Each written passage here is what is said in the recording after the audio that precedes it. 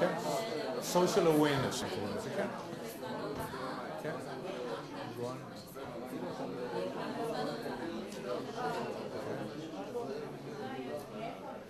נעים מאוד, ירון ברוק.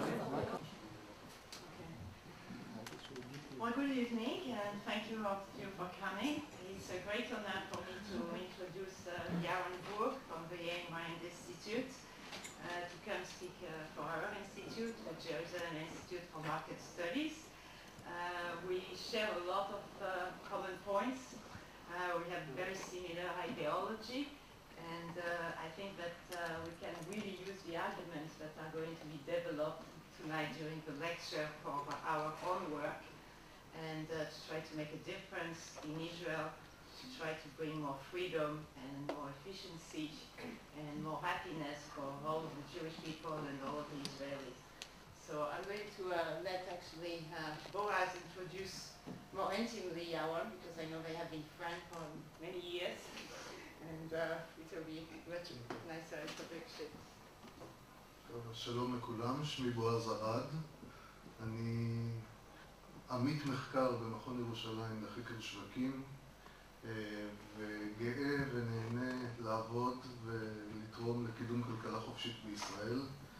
הזדמן השילוב המיוחד הזה, תודות לקוראים, רוברט, זאב גולן, אנשי מכון ירושלים לחקר שווקים שאפשרו את קיום ההרצאה הזאת, וההרצאה הערב היא אחת מתוך סדרה של הרצאות שאנחנו מקווים לארח אתכם בהם ולהמשיך להציע מרצים מרתקים ומעניינים.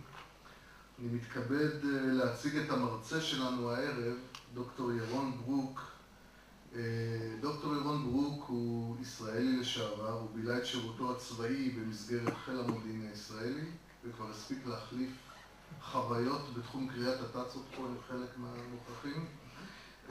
למד הנדסה אזרחית בטכניון בחיפה והמשיך ללימודי תואר שני ודוקטורט בכלכלה ומימון באוניברסיטת טקסס בארצות הברית.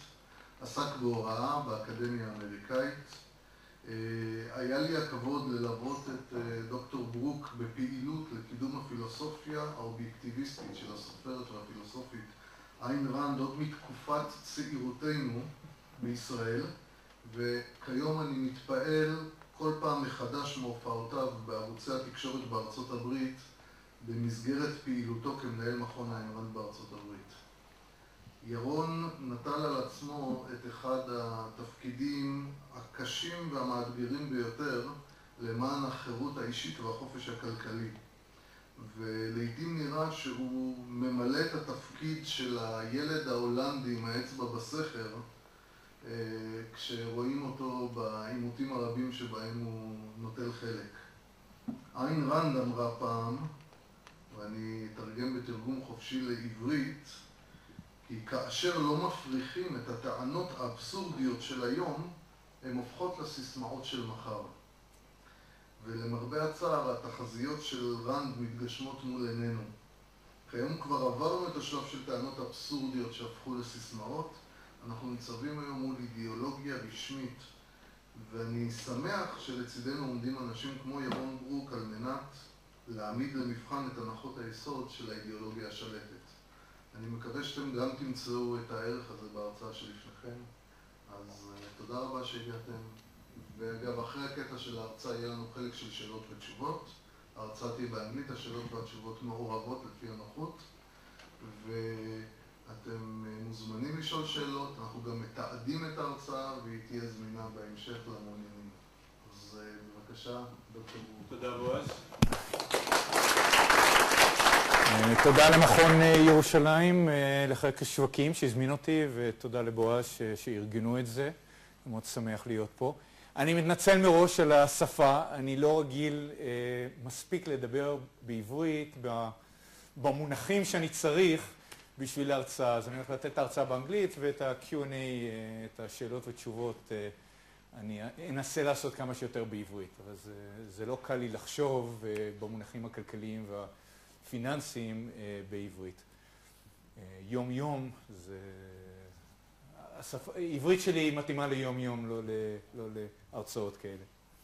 One of the things that I do on a regular basis is travel around the world and talk about capitalism. And, you know, in many places, in the United States in particular, I'm considered one of the defenders of capitalism.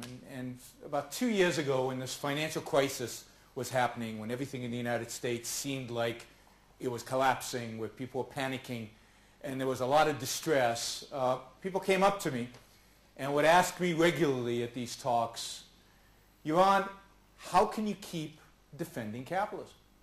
How can you keep on defending free markets when they have so obviously failed?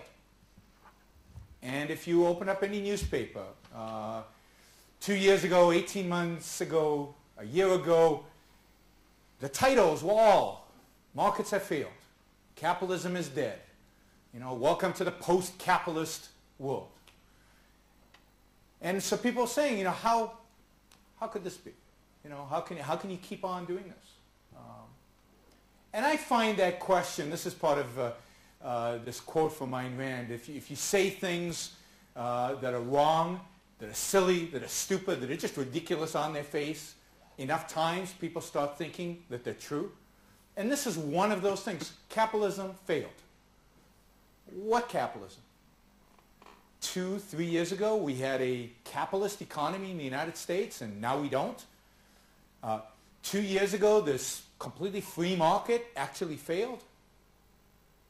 What do we mean by free markets? When we say free market, what do we mean? Free of what?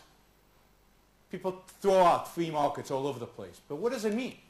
Free of government. Free of government intervention. Free of government regulations. Free of government involvement in the marketplace.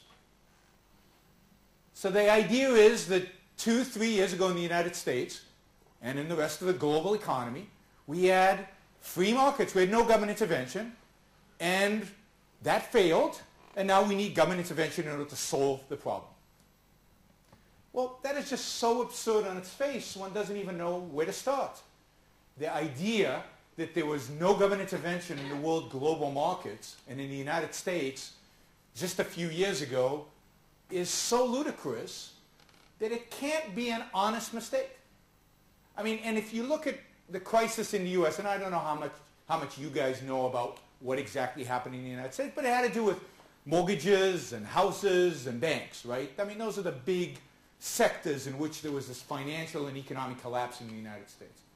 Well, if you take those sectors and take a look at them, was the mortgage sector or the housing sector or the banking sector, were these sectors free of regulation, free of government intervention? Or are they free markets? Even a little bit free? Well, if you really look at them, it turns out that these are 3 of the most regulated sectors in the entire U.S. economy. Mortgages, where you're funding your home. Mortgages were heavily supported and subsidized by government entities. Those of you know Freddie Mac, Fannie Mae. These were government-supported organizations that subsidized the entire mortgage markets and actually had as a mandate, starting at least from 1999, probably earlier, a mandate to support and encourage low-income housing.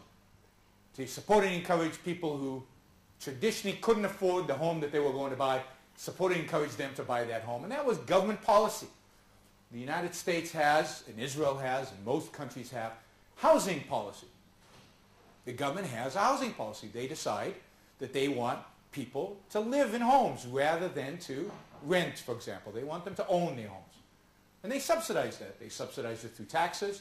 They subsidize it through entities like Fannie and Freddie. They subsidize it through the banking system. But this is a policy. It was a Bush policy. It was a Clinton policy. This goes back at least to the Great Depression, of government policy to encourage people to take out mortgages and to own their home. Not a free market. In a free market, we'd say, let people make a decision. Sometimes it makes sense for them to rent. Sometimes it makes sense for them to own. But what business is it of government to decide which and to encourage one and to subsidize one over the other? Let people